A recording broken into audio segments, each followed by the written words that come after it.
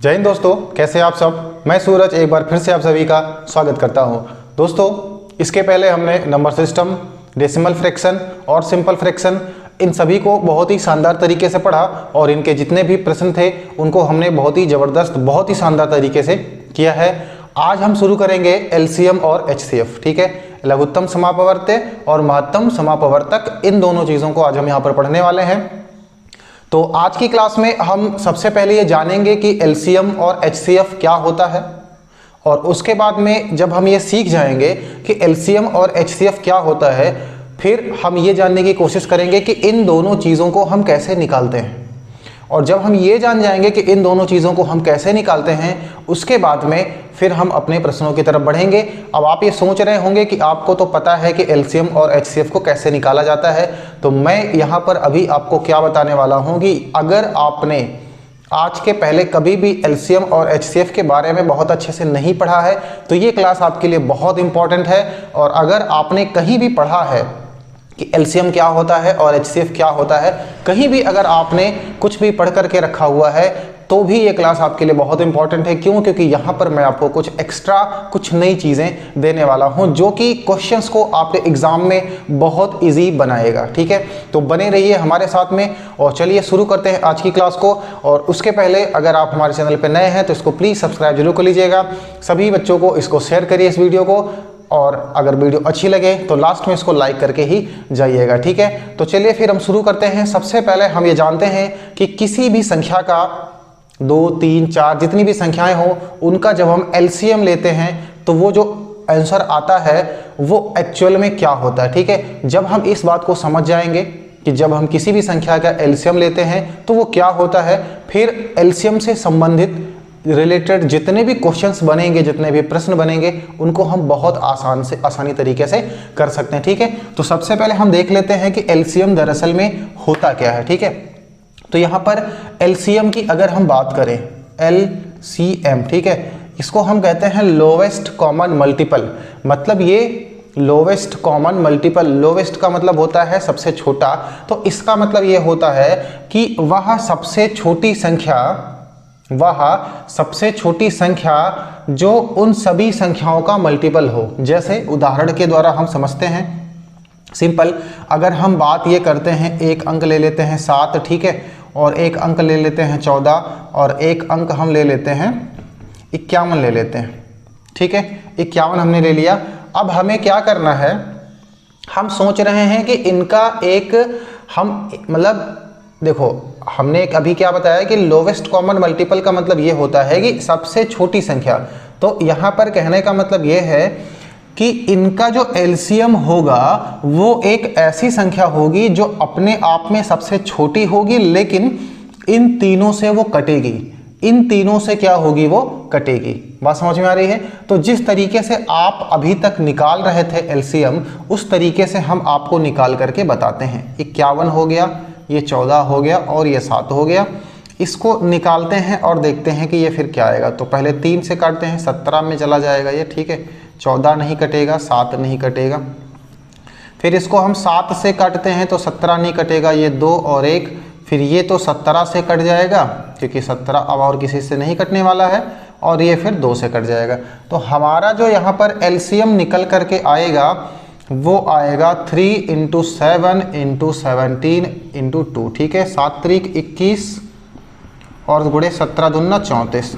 अब इनको गुणा करा लो, 21 चौके कितना हो जाता है, 84 आएगा 8, 21 तियाँ 63 और 8 कितना होता है, 71।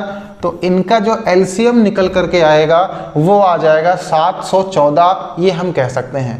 अब बात क्या है, बात ये है कि ये जो 714 निकल करके आया है, ये 714 वह संख्या है जो अपने आप में सबसे छोटी संख्या है, लेकिन इन तीनों से ये कटेगी। इन तीनों से ये क्या होगी, कटेगी। क्या 714 से छोटी कोई और ऐसी संख्या है जो इन तीनों को, जिससे मतलब 714 से छोटी क्या कोई ऐसी संख्या है जो इन तीनों से कट सके? तो ऐसी कोई संख्या नहीं है, क्योंकि एलसीएम देता ही उसको है जो लोवेस्ट होता है। ठीक है, अब ये तो बात हो गई सर, ये एलसीएम निकल करके आया है। ठीक है, हम समझते हैं कि दरअसल ये है क्या। दरअसल ये है क्या, और उसके बाद में इसको हम अपने मेथड से निकालेंगे जो हम आपको यहाँ पर सिखाने वाले हैं। ठीक है, तो देखो जैसे एक छोटा सा हम और क्वेश्चन लेते हैं, 7 की बात करें, 14 की बात करें और 21 की बात करें। अब इनका एलसीएम हम खुद निकालेंगे भी अपने तरीके से और आपको बताएंगे यहाँ पर कि एलसीएम दरअसल में क्या देता है हमको। तो मैंने क्या कहा, किसी भी संख्या का जो एलसीएम होता है, जो बात अभी मैं बताने जा रहा हूँ इसको बहुत ही ध्यान से सुनना। किसी भी संख्या का जो एलसीएम होता है वो उसमें जो सबसे बड़ी संख्या होती है या तो वही उसका एलसीएम होता है या उससे बड़ी कोई संख्या हो सकती है। कहने का मतलब ये है कि 7, 14 और 21 के अगर हम एलसीएम की बात करें तो हम ये कह सकते हैं कि इनका जो एलसीएम आएगा वो या तो 21 होगा या इनसे बड़ा कोई भी हो सकता है, या तो 21 होगा या इनसे बड़ा कोई भी हो सकता है। तो हम ये मान लेते हैं कि इनका जो एलसीएम आएगा वो 21 होगा, ऐसा मान के चलते हैं। ठीक है, एलसीएम जो होगा वो 21 होगा, लेकिन अब एलसीएम का मतलब ये होता है कि इन तीनों संख्याओं से वो कटना चाहिए। जो 21 है वो 7 से भी कट जाएगा, वो 21 से भी कट जाएगा, लेकिन वो 14 से नहीं कटेगा। तो अब आखिर 14 से नहीं कटेगा तो फिर क्या होना चाहिए, फिर जिस भी अंक से वो नहीं कटेगा उसके 2 फैक्टर निकालो कम से कम। तो एक तो 7 आएगा और एक 2 आएगा। 7 तो इसमें है, जो 7 है वो इसमें है, मतलब इस 7 से इसको हम डिवाइड कर सकते हैं। बात रहेगी 2 की, तो क्या 2 यहाँ पर है, नहीं है, तो जो नहीं होगा उसको लिख लेना। बाकी सबसे ये कट रहा है तो 21 दूना कितना हो जाएगा, 42, और जो 42 है वो इन तीनों संख्याओं का क्या होगा, एलसीएम निकलेगा। इन तीनों संख्याओं का क्या हो जाएगा, ये भैया एलसीएम हो जाएगा। तो मैंने क्या कहा कि जो एलसीएम है वो या तो सबसे बड़ी वाली संख्या खुद हो जाएगी और या उनका कोई मल्टीपल होगा। क्लियर है यहाँ पर। एक और, जैसे अगर हम बात करें 5 की, ठीक है, अगर हम बात करें 15 की और हम ले लें 30। अब हम बात करते हैं इनके एलसीएम की। तो मैंने क्या कहा कि सबसे बड़ी संख्या को ले सकते हो, तो 30 हमने ले लिया। क्या 30 इसका एलसीएम हो जाएगा, देख लेते हैं। 5 से 30 को भाग करो तो ये कट जाएगा, 15 से 30 को भाग करो ये भी कट जाएगा, 30 से 30 को भाग करो ये भी कट जाएगा। तो हमें कह सकते हैं कि इनका जो एलसीएम आएगा वो 30 ही हो जाएगा।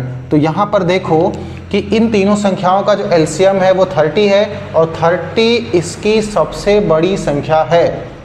जो 30 है वो इन तीनों में सबसे बड़ी संख्या है। तो यहाँ पर ये बात प्रूफ हो जाती है कि किसी भी संख्या का 2, 3, 4, 5 जितनी भी संख्याएं हैं उनका यदि हम एलसीएम निकालते हैं तो उनका जो एलसीएम आएगा वो या तो उसमें की सबसे बड़ी संख्या होगी या उनका कोई मल्टीपल होगा। बात क्लियर है, या तो सबसे बड़ी संख्या होगी या उनका कोई मल्टीपल होगा। इस तरीके से एलसीएम निकलता है। ठीक है, अब यहाँ पर हम एक क्वेश्चन आपसे पूछते हैं और इसका आंसर आप हमें बताइए जल्दी से, ठीक है, कि क्या होने वाला है। अगर मैं एक क्वेश्चन यहाँ पर दे दूं, जैसे 8, ठीक है, 8 दे दिया मैंने, 12 दे दिया और 20 दे दिया। अब अगर मैं आपसे कहूँ कि इनका जो एलसीएम है वो 18 है तो क्या कहोगे आप। अगर मैं ये कहूँ कि इनका जो एलसीएम है वो 18 है तो इस बारे में आपका क्या कहना है। तो सीधी सी बात है, मान लेते हैं कि 18 होगा या 20 होगा या कुछ भी होगा, हमको निकालना नहीं है। सीधी बात उन्होंने कह दिया कि ये 3 संख्याएं हैं 8, 12, 20, उनका एलसीएम 18 है, क्या ये सही है। तो हमें यहाँ पर निकाल करके चेक नहीं करना है। सबसे पहली बात एक हमको ये जाननी है कि किसी भी संख्या का जो एलसीएम होता है वो उसमें जितनी भी संख्याएं हैं उनमें की जो सबसे बड़ी संख्या है या तो वो होगा या तो उनसे भी बड़ा होगा। इसमें जो सबसे बड़ी संख्या है वो 20 है, यानी कि इन तीनों का जो एलसीएम है वो 20 से छोटा तो हो ही नहीं सकता। 20 से छोटा तो हो ही नहीं सकता, भले ही 20 हो या 20 से कोई बड़ा होगा। तो 18 की अगर हम बात करें ये तो गलत है, 18 नहीं होगा। ठीक है, अब इनका एलसीएम कैसे निकालेंगे एक बार थोड़ी सी और प्रैक्टिस कर लेते हैं। तो मैंने क्या कहा, जो सबसे बड़ी संख्या है उसको मान लो कि वो आपका एलसीएम है। ठीक है, अब पहली संख्या पे आ जाओ। पहली संख्या से इसको काटो, 8 से कटेगा नहीं कटेगा तो 8 के फैक्टर ले लो, 1, 2 और 1, 4। 4 इसमें चला जाएगा, बिल्कुल चला जाएगा। 4 से जब इसको भाग करेंगे तो 4 पंचे 20, यानी 4 कट गया, बचेगा 5, भागफल आएगा। 5 इस 2 से में नहीं जाएगा तो 2 से इसको गुणा करा दो। ठीक है, फिर गुणे। बात करते हैं 12 की, क्या 12 से 20 कट जाएगा? नहीं कटेगा। 12 के भी 2 टुकड़े कर लो, एक 2 आएगा, एक 6 आएगा। अब क्या 6 कहीं जा रहा है? नहीं जा रहा है, तो फिर इसके 2 टुकड़े कर लो, एक 4 कर लो और एक 3 कर लो। 4 से 20 कट जाएगा, 4 पंचे 20। क्या 3 इसमें कहीं है? नहीं है, तो 3 लिख लो। गुणे में 20 से तो ये चला जाएगा, तो लिखने की जरूरत नहीं है, इनको गुणा करा लो। 20 दूना 40, 3 120, यानी हम ये कह सकते हैं कि 8, 12 और 20 का जो एलसीएम निकल करके आएगा वो क्या होगा? 120। बात समझ में आ गई? इन तीनों का जो एलसीएम निकलेगा वो क्या होगा? 120 होगा। तो ये बातें आपको समझ में आ गई होंगी कि किसी भी संख्या का जो एलसीएम होता है वो उसमें की सबसे बड़ी संख्या या उससे भी बड़ा कोई मल्टीपल होता है। क्लियर है?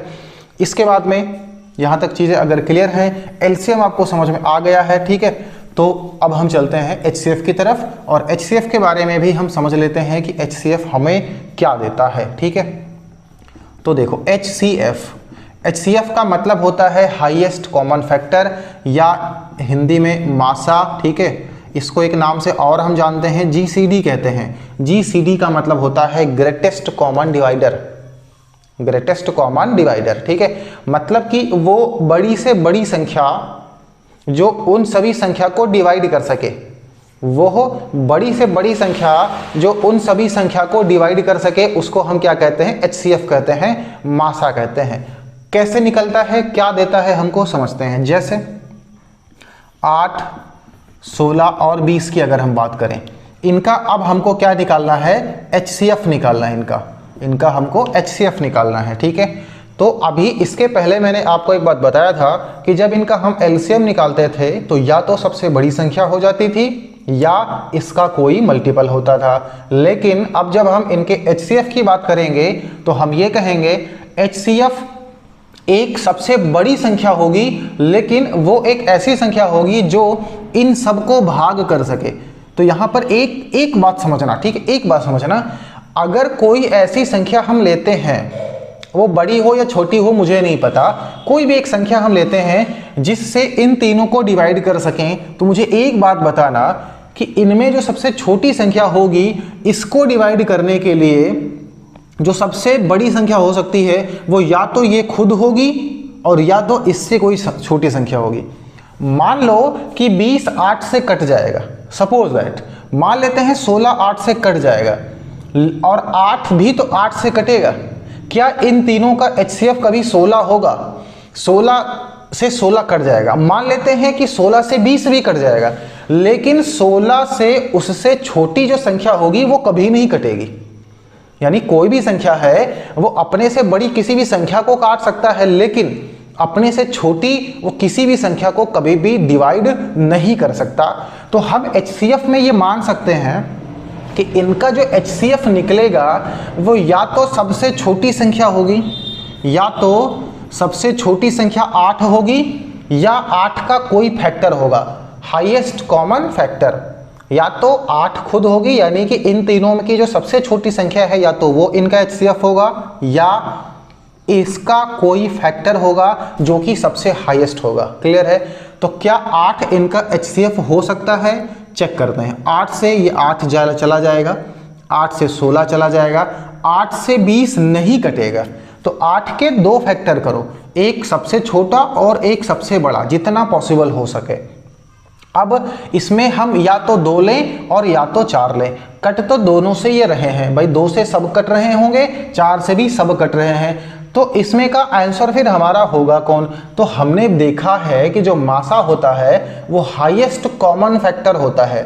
4 के 2 फैक्टर आए, एक तो 2 आ गया, एक 4 आ गया। अब मुझे खुद बता दो कि 2 और 4 में बड़ा कौन है, हाईएस्ट कौन है? तो आप कहोगे सर 4 है। तो 4 से चेक करते हैं कि क्या 4 से ये सभी कट रहे हैं। 4 से 8 भी चला जाएगा, 16 भी चला जाएगा और 20 भी चला जाएगा। तो हमें कह सकते हैं कि इनका जो एचसीएफ आएगा वो क्या हो जाएगा? वो 4 हो जाएगा। ठीक है, इनका जो एचसीएफ आएगा वो 4 हो जाएगा। ठीक है, तो ये चीज होती है एचसीएफ। मतलब कि किसी भी संख्या का अगर हम एचसीएफ की बात करें तो हम ये कह सकते हैं कि उसमें उपस्थित जो सबसे छोटी संख्या होगी या तो वो उसका एचसीएफ होगा या उस छोटी संख्या का कोई फैक्टर उसका एचसीएफ होगा। क्लियर है? लेकिन उसमें जो सबसे छोटी संख्या है उससे कोई भी बड़ी संख्या उस संख्या का HCF नहीं हो सकता। ठीक है, उस संख्या का HCF नहीं हो सकता है। तो एक हम छोटा सा एग्जांपल और देखते हैं और उसके बाद में हम अपने क्वेश्चंस पे चलेंगे। ठीक है, जैसे अगर हम बात करें 15 की, ठीक है, हम 25 ले लेते हैं और हम 55 ले लेते हैं और इनका हम HCF निकालते हैं। तो मैंने क्या कहा कि HCF सबसे छोटी संख्या होगी, तो HCF बराबर 15 लिख लेते हैं हम। अब 15 से चेक कर लेते हैं कि क्या 15 से सभी कटेंगे, तो 15 से इसमें का कोई भी नहीं कटेगा। ठीक है, 15 के अलावा 15 के दो फैक्टर लेते हैं, तो एक छोटा 3 और दूसरा बड़ा 5। अब 5 से चेक करते हैं कि क्या ये सभी कट जाएंगे, क्योंकि हमें बड़ा वाला हमेशा लेना होता है। 5 से 15, 25, 55 सारे कट रहे हैं, तो हमारा जो HCF निकल करके आ जाएगा वो क्या होगा, 5। तो ये अप्रोच हमें लगानी है और इसी तरीके से हमें किसी भी संख्या का HCF निकालना है। क्लियर है? तो यहाँ तक चीज़ें आपको समझ में आ गई होंगी और अब हम चलेंगे कहाँ, अपने प्रश्न की तरफ। ठीक है, हम चलेंगे अपने प्रश्नों की तरफ और देखते हैं कि HCF और LCM से संबंधित किस तरीके के प्रश्न हमारे एग्जाम में पूछे जाते हैं और जो पूछे गए हैं उन प्रश्नों को हम लेकर के आए हैं। ठीक है, तो चलिए हम एक एक करके अपने प्रश्नों को बहुत ही बेहतरीन तरीके से, एकदम शानदार तरीके से और ज़बरदस्त तरीकों के साथ में करते हैं। ठीक है, तो हम देखते हैं अपना पहला प्रश्न। ये रहा पहला प्रश्न, बहुत आसान है। पहला प्रश्न ये कह रहा है कि 32, 64 और 128, समझना 32, 64 और 128 का लासा क्या है। तो एलसीएम के लिए मैंने बताया है कि या तो इनकी सबसे बड़ी संख्या हो जाएगी एलसीएम, तो हम ऐसा मान लेते हैं कि जो एलसीएम है वो 128 है। अब इन सब से इसको मल्टीप्लाई करके देखो, अगर ये कट रहा है तो यही हो जाएगा, नहीं कटेगा तो इसका कोई मल्टीपल और आएगा। 32 से कट जाएगा, 32 चौके 164 होता है, 64 दुना 128 होता है, कट जाएगा। ठीक है, 32 चौके 128 होता है, 64 दुना 128 होता है और 128 से तो ये कट ही जाएगा एक कम में, तो इसका जो एलसीएम होगा वो 128 हो जाएगा। ऑप्शन बी हमारा क्या हो जाएगा, सही हो जाएगा। ठीक है, ऑप्शन बी हमारा सही हो जाएगा। तो ये था एक आसान सा प्रश्न। अब सोच रहे होंगे कि सर ये तो बहुत आसान था, ये भी पेपर में क्या आता है। बिल्कुल, ये पेपर में आता है और अगर ये आसान था तो फिर हम देखते हैं अपने अगले प्रश्न की तरफ और ये रहा, इसको लगा के हमें दिखाओ। ठीक है, क्वेश्चन कह रहा है दूसरा प्रश्न 0.36, 1.2, 4.8, इसका एलसीएम बताओ। ठीक है, इसका एलसीएम बताओ। कैसे बताओगे, हम आपको थोड़ा सा हिंट देते हैं। याद करो, जब हम डेसिमल फ्रैक्शन पढ़ रहे थे और हमने भिन्नों का एलसीएम निकालना सीखा है, भिन्न का एलसीएम निकालना सीखा है, अंश बटे हर अगर कोई चीज़ होती है तो उसका एलसीएम हम कैसे निकालते हैं ये हमने जाना है। अब अगर आपका तरीका ये वाला एलसीएम निकालने का, तो समझो यहाँ पर 0.36, 1.2 और 4.8 करके लिखोगे तो कितना गंदा होगा ये। भाई डेसिमल में चीज़ें आ गई, कितना गंदा होगा ये। ठीक है, हमें क्या करना है, ये तरीका लगाना ही नहीं है, वो लगाना है जो मैंने अभी आपको बताया है। एक बात और, अगर आप वाकई में मैथ पढ़ना चाहते हैं, ठीक है, तो मैथ में कुछ चीज़ें होती हैं जो डर पैदा करती हैं। जैसे पहली नंबर की चीज़ दशमलव, पहली नंबर की चीज़ जो है वो है दशमलव, जो कि डर पैदा करती है। और जो सेकंड है वो है रूट। ठीक है, जो सेकंड है वो है रूट, ये वाली चीज़ जो होती है, ठीक है, ये बहुत ही ज़्यादा डर पैदा करती है। यानी कि जब भी हम सवालों को देखते हैं और वहाँ पर कहीं दशमलव आ जाता है या फिर ये दिख जाता है तो हमें क्या लगता है कि अरे ये सवाल कितना कठिन होगा। तो ये इस डर को अगर निकाल नहीं पाओगे तो मैथ नहीं सीख पाओगे। ठीक है, मैथ नहीं सीख पाओगे, तो इस डर को सबसे पहले निकाल दो। दशमलव से हमें डरना नहीं है, हमें दशमलव के साथ में क्या करना है, खेल करना है और खेल खेल में उनको हमें हरा देना है। ठीक है, चलिए फिर देखते हैं कि इनको कैसे करेंगे। सबसे पहले मुझे एक बात बताओ, एलसीएम निकालना है तो इनका जो एलसीएम होगा वो इनमें जो सबसे बड़ी संख्या है क्या वो हो जाएगी। तो कहोगे बिल्कुल सर, इनमें जो सबसे बड़ी संख्या है वही तो इनका एलसीएम हो जाएगा। तो क्या हम 4.8 लिख सकते हैं? बिल्कुल। अब बात करते हैं ये कि क्या इन दोनों से ये कट जाएगा। दशमलव समझ लो नहीं है, दशमलव समझ लो नहीं है। 36 से ये नहीं कटेगा, तो 36 के दो टुकड़े कर सकते हैं, 12 गुणे 3 भाई, तो 12 से तो 48 कट जाएगा। लेकिन अब 12 से जब 48 कटा तो 12 चौके 4 आया और वो 4 3 से नहीं कटेगा, तो 3 यहाँ पर ले लो। ठीक है, और फिर ये 12 से 48 कट जाएगा, 48 से तो 48 कट जाएगा, इनको गुणा करा लो, 3 अठे 24, 2 आएगा, 3 चौके 12 और 2 14, 14.4 क्या कहीं है? हाँ, हमारा ऑप्शन जो बी होगा वो क्लियर हो जाएगा। Option B is right. कितनी आसानी से ये हमारा उत्तर आ गया। ठीक है, कितनी शानदार तरीके से, कुछ नहीं करना था, मतलब कितना आसान था ना। सबसे बड़ी संख्या ले लिया, वो नहीं था तो हमने उसका थोड़ा सा मल्टीपल देख लिया और हमारा आंसर हमारे सामने है। ज़्यादा से ज़्यादा हम कह सकते हैं 10 सेकंड लगा होगा। ठीक है, अब समझाऊं ना अगर मैं आपको तो 10 सेकंड 5 सेकंड से ज़्यादा का सवाल ये नहीं है। समझ गए ना? तो ये तो थे आसान प्रश्न जिनको मैं कह रहा हूँ। ठीक है, अब अगला जो प्रश्न है 3 नंबर का, वो यदि आपने लगा लिया और नहीं भी लगा, यदि आप उस प्रश्न का मतलब समझ गए तो मैं मानूंगा कि वाकई में आप पढ़ रहे हैं अच्छा सा। ठीक है, तो ये रहा प्रश्न संख्या 3। अब देखिए प्रश्न क्या कह रहा है। प्रश्न ने कहा है कि दो सह अभाज्य संख्याओं का गुणनफल 117 है, तो उनका लासा क्या होगा? दो सह अभाज्य संख्याएं हैं, उनका जो गुणनफल है वो 117 है। हमें ज्ञात करनी है क्या? कि उनका लासा कितना होगा। ठीक है, ऑप्शन है 117, 144, 15 और 164। सबसे पहले याद करो कि सह अभाज्य संख्याएं क्या होती हैं। तो हमने नंबर सिस्टम में पढ़ा था, अगर आपने बहुत अच्छे तरीके से पढ़ा होगा तो आपको चीज़ें याद होंगी कि सह अभाज्य संख्याएं हम उनको कहते हैं जिनके HCF 1 होते हैं। जिनके HCF क्या होते हैं? 1 होते हैं। एक बात यहाँ पर हम समझते हैं, माना कि हमारे पास दो संख्याएं हैं, तो हमें एक बात पता है कि इन दोनों संख्याओं का जो मल्टीप्लाई होता है वो HCF इंटू LCM के बराबर होता है। LCM इंटू HCF के क्या होता है? बराबर होता है। मुझे नहीं पता कि वो दोनों संख्याएं क्या हैं, लेकिन मुझे एक बात जरूर पता है कि उन दोनों संख्याओं का जो मल्टीपल है वो 117 है। अब मुझे एक बात ये जरूर पता है कि A और B जो हैं वो सह अभाज्य संख्या है। कौन सी संख्या है? सह अभाज्य। तो इनका HCF तो हमें पहले से पता है 1 होगा। अब 1 को किससे गुणा करा दें कि 117 आ जाए? तो कहोगे सर 117 से। तो हम ये कह सकते हैं कि यदि दो संख्याएं सह अभाज्य हों, उनका गुणनफल जितना होता है उतना ही उनका LCM होता है। तो इस प्रश्न का आंसर 117, ऑप्शन ए क्या होगा? सही हो जाएगा। बात समझ में आ गई? इस प्रश्न का आंसर 117 ही होगा और ऑप्शन ए हमारा क्या है?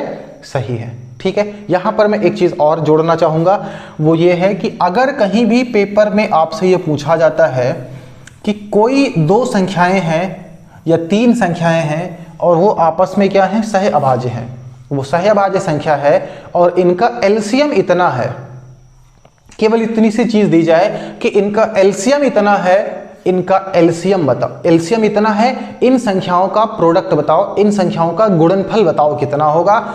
तो आपको कुछ नहीं करना है, केवल एक चीज समझनी है कि संख्याओं का जो गुणनफल है वही LCM है और वही जो LCM है वही संख्याओं का गुणनफल है यदि वह सभी संख्याएं आपस में सह अभाज्य हैं, क्योंकि सह अभाज्य संख्याओं का जो HCF होता है वो 1 होता है। ठीक है, सह अभाज्य संख्याओं का जो HCF होता है वो 1 होता है। तो इसलिए यहां पर LCM is equal to A into B।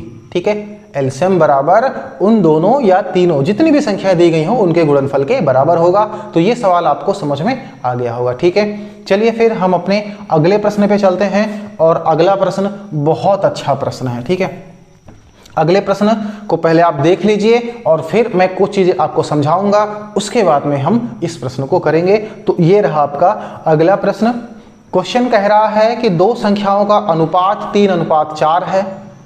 दो संख्याएं हैं, उनका रेशियो हमें दिया गया है 3:4 और उनका जो लासा है वो 120 है। तो उन संख्याओं का योग क्या होगा? ठीक है, इस प्रश्न को आप देख रहे हैं, देखिए और एक एग्जाम्पल इसी प्रश्न से रिलेटेड किस तरीके से आखिर ये प्रश्न है और इसको हम किस तरीके से लगाएंगे। देखो, मैं उदाहरण यहां पर आपको इसलिए बता रहा हूं कि मैं सीधे तरीके से जो मेथड है, जिस तरीके से मैं आपको समझाने वाला हूं, जो अप्रोच होती है हमारी, मैं इसको बता तो सकता हूं आपको, लेकिन दिक्कत यह है कि आप कितना समझ पाएंगे या नहीं समझ पाएंगे ये मुझे नहीं पता है। ठीक है, तो मैं तो अपनी तरफ से पूरी कोशिश करके आपको बता दूंगा, और आपको यदि समझ में भी नहीं आया वो मेथड, उसमें से कोई भी क्लू ऐसा रहेगा जो आपको कम समझ में आया, तो मेरा बताना क्या होगा, बेकार हो जाएगा।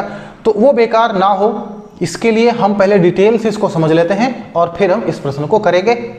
और गारंटी है, मेरी उम्मीद है ऐसा कि जो अभी मैं बताने जा रहा हूं यदि आपने उसको समझ लिया तो इस तरीके के जितने भी प्रश्न हैं वो आपसे गलत नहीं होंगे। ठीक है, देखो अनुपात के सवाल है। हम मान लेते हैं कि हमारे पास दो संख्याएं हैं, एक 15 है और एक 25 है। समझना, हमने जब इनका अनुपात निकाला तो ये 3:5 आ गया। बातों को समझना, 3:5 आ गया। इनको हमने काटा किससे था, 5 से। 5 3 15 और 5 5 25, यानी हमने इसको किससे काटा था, 5 से। ठीक है, अब इन्हीं दोनों संख्याओं का अगर हम HCF निकालें तो 5 आएगा। भाई 5 ही वो सबसे बड़ी संख्या है जो इन दोनों को काट सकती है। क्लियर है? अब यहां पर एक चीज समझना, अनुपात में क्या होता है कि उसको हम सरल करते हैं, सिंपल, एकदम सिंपल कर देते हैं, सिंपलीफाई कर देते हैं उसका। ठीक है, लेकिन सिंपलीफाई कैसे करते हैं, हम क्या करते हैं कि उन दोनों में जो कॉमन अंक होता है उसी से दोनों को डिवाइड कर देते हैं। ठीक है, और हमने एक बात ये भी पढ़ा है कि दो संख्या में जो कॉमन चीज होती है, सबसे बड़ी कॉमन चीज होती है, वही तो उनका HCF होती है, वही तो उनका HCF होती है। समझना, इन दोनों में क्या 15 के अलावा कोई और कॉमन हो सकता है? हो ही नहीं सकता, क्योंकि 15 से बड़ा कॉमन होगा ही नहीं। क्योंकि 15 से बड़ा अगर कॉमन हो जाएगा तो वो 15 को डिवाइड नहीं कर पाएगा। तो मैंने क्या बताया कि जो चीज कॉमन होगी वही उनका HCF होता है, और जब वो सिंपल हो जाता है तो उनमें से उनके HCF को बाहर निकाल लिया जाता है, उनमें से उनके HCF को बाहर निकाल लिया जाता है। चीजें समझ में आ गई? अच्छा, अब देखो, अगर हम बात करें किसकी, इनके गुणनफल की, इनका LCM भी हम लोग निकाल लेते हैं। ठीक है, इनका हम, ये तो आ गया हमारा HCF, इनके LCM की बात अगर हम करें तो बताओ इनका LCM कितना आएगा, 75। इनका LCM कितना आएगा, 75 आएगा।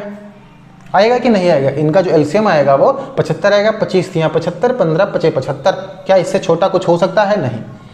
अब बात ये करते हैं कि अगर प्रश्न हमें ये दे कि उन दोनों संख्याओं का अनुपात दिया गया है और हमें उनका गुणनफल दिया गया है, हमें उनका लासा दिया गया है और हमें उन दोनों संख्याओं का अनुपात दिया गया है, वो दोनों संख्याएं हमें निकालनी हैं, तो कैसे निकालेंगे समझो।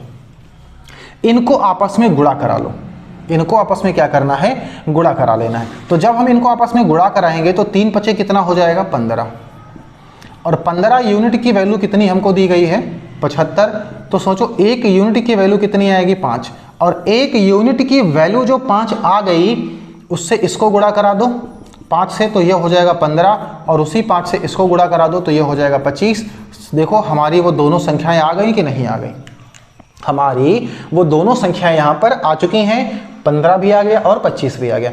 ये ऐसा हो क्यों पाता है, देखो समझो, ऐसा इसलिए हो पाता है क्योंकि जब हमने इनका LCM निकाला और हमें पता है कि दोनों संख्याओं का गुणनफल बराबर होता है LCM गुणे HCF के, होता है कि नहीं होता है, तो यहां से तो वो कॉमन चीज निकल चुकी थी, यहां से वो जो कॉमन चीज थी वो तो निकल चुकी थी ना। अच्छा, यहां से जो 5 निकला था वो यहां से भी निकला था और यहां से भी निकला था, और LCM गुणे HCF अगर करते तो 1 5 का गुणा इसमें करा देते।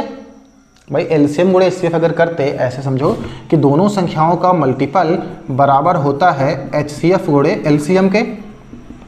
अगर A और B हम यहाँ पर रखते 15 गुणे 25, समझना 15 गुणे 25, तो यहाँ से जिस 5 को हमने निकाला था वो 1 5 यहाँ भी निकला था, 1 5 यहाँ से भी निकला था, तभी तो यहाँ 3 बचा था, यहाँ पर 5 बचा था, और HCF हमारा केवल 5 आया था और LCM कितना आया था हमारा, 75 आया था।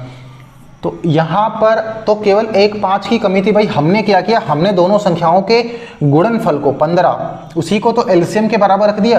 तो इन दोनों संख्याओं का गुणनफल LCM के इक्वल तभी होगा क्योंकि ये जो 5 था HCF, वही चीज़ हमने यहाँ से कॉमन कर लिया था।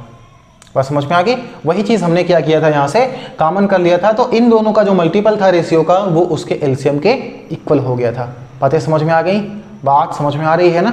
हाँ, तो ये इस तरीके से यहाँ पर काम होता है। तो अब हम देखते हैं प्रश्न को और ये देखते हैं कि वो हमारा कैसे लगेगा। ठीक है, अगर ये चीज़ें आपको समझ में आ गई हैं तो अगला प्रश्न 10 सेकंड भी नहीं लगना चाहिए और आपका क्या होगा, हल हो जाएगा। तो प्रश्न क्या कह रहा है कि दो संख्याओं का अनुपात 3:4 है, तो हम लिख सकते हैं 3:4 है। सवाल ने कहा कि उनका लासा 120 है, तो मुझे बताओ 4 तिया कितना होगा, 12, और 12 किसके बराबर है, 120 के, तो 1 किसके बराबर होगा, 10 के। 1 यूनिट किसके बराबर होगा, 10 के, 12 दहम्मा 120। अब सवाल पूछ रहा है, सवाल ये पूछ रहा है कि इन दोनों संख्याओं का योगफल क्या होगा। मुझे बता दो कि एक संख्या 4 है, एक संख्या 3 है, तो जो योगफल है वो 7 होगा कि नहीं होगा, और 7 की वैल्यू कितनी होगी, अगर इसको हम 10 से गुणा करा दें तो कहोगे 70। क्या कहोगे, 70 कहोगे। तो ऑप्शन ए हमारा क्या हो जाएगा, सही हो जाएगा। ऑप्शन ए हमारा क्या होगा, सही हो जाएगा। ठीक है, कैसे होगा, देखो अगर हम मान लो ये काम ना कर पाए, 10 एक यूनिट की वैल्यू 10 आ गई, 10 से अगर हम इसको गुणा करा देते हैं तो ये 30 आ जाएगा, 10 से इसको गुणा करा देते हैं तो ये 40 आ जाएगा। अब इन दोनों संख्याओं को जोड़ेंगे तो क्या आएगा बताओ। अब अगर हम इन दोनों संख्याओं को जोड़ेंगे तो आंसर आएगा 70। 40 + 30 70। तो बात तो एक ही है, हमने इन दोनों को पहले रेशियो को जोड़ लिया और हमने इकट्ठा उसको 10 से मल्टीप्लाई करा दिया। ठीक है, तो ये क्वेश्चंस हैं, इसी तरीके से हम अपने प्रश्नों को लगाएंगे।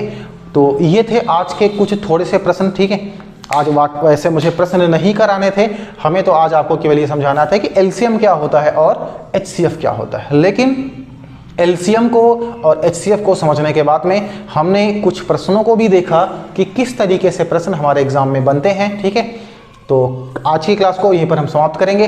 कैसी लगी आपको आज की क्लास, कमेंट करके हमें ज़रूर बताइएगा। अगर अच्छी लगी हो तो लाइक करिएगा, शेयर करिएगा सभी बच्चों के साथ में, ताकि सभी बच्चे बहुत अच्छे तरीके से, बेहतरीन तरीके से इसको पढ़ सकें। ठीक है, और वो भी अपना स्कोर अच्छा कर सकें, और उनको भी अगर डर लग रहा है मैथ से तो वो भी उस डर को भगा सकें। ठीक है, और अगर आप हमारे चैनल पर नए हैं तो इसको सब्सक्राइब जरूर करिएगा। मिलते हैं इन्हीं के एचसीएफ और एलसीएम के शानदार प्रश्नों के साथ में अगली क्लास में। तब तक के लिए अपना ख्याल रखिए, अपने परिवार वालों का ख्याल रखिए। जय हिंद।